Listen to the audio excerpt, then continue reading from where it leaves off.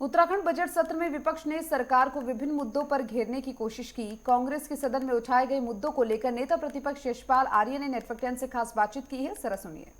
उत्तराखंड का बजट सत्र आज अनिश्चितकाल के लिए स्थगित हो गया है और हमारे साथ नेता प्रतिपक्ष यशपाल आर्य हैं। सर, क्या पूरा समय मिल पाया है? क्योंकि लगातार विपक्ष इसको लेकर सवाल उठा रहा था कि उनके प्रश्नकाल ज़्यादा है और कहीं न कहीं जो समय है, अवधि है, वो कम है।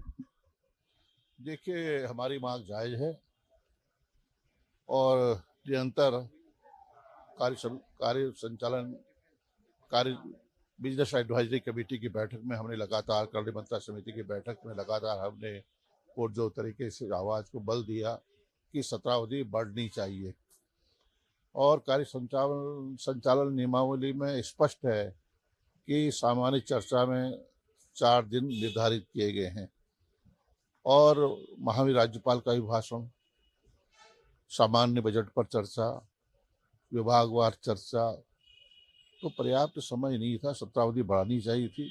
और मेरा मानना है कि सरकार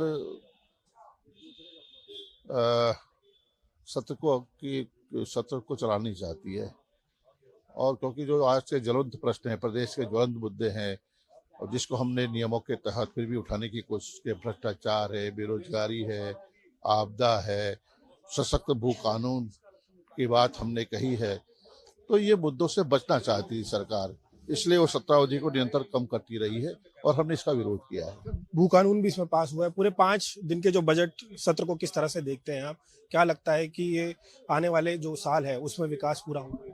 कि पिछले वर्ष 2024-25 का बजट का आकार देखिए और हमने कल विस्तार से विभागवार जो बजट में धनराशि स्वीकृत हुई उसके सापेक्ष खर्च कितना किया। ये बड़ा ही विडंबना है कि धनराशि सरकार प्रावधानित करती है लेकिन बजट में उस पैसे को खर्च कर पा रही है। ये कहीं न कहीं बहुत बड़ी चूक है और मेरा मानना है कि